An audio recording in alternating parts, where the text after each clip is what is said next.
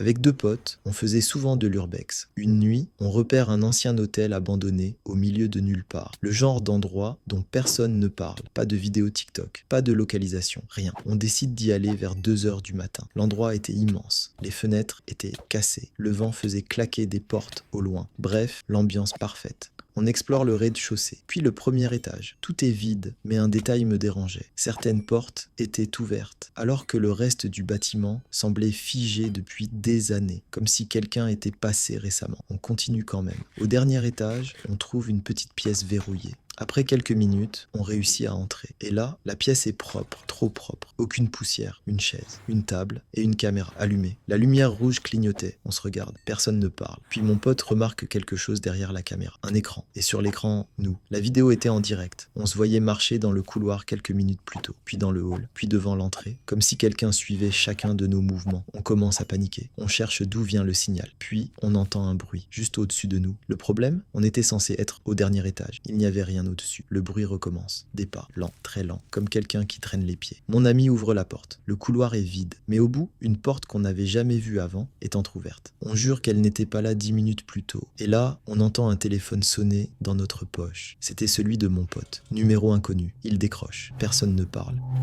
Puis, une voix souffle. Vous avez trouvé la caméra. Et ça raccroche. On a couru jusqu'à la sortie, sans regarder derrière nous. Le lendemain matin, on est revenu avec d'autres amis. La pièce existait toujours, mais la caméra avait disparu. La table aussi, la chaise aussi, comme si la pièce n'avait jamais été utilisée. Et le plus étrange, quand on a vérifié le numéro qui avait appelé, il n'existait pas. Depuis ce soir-là, on n'est jamais retourné dans cet hôtel.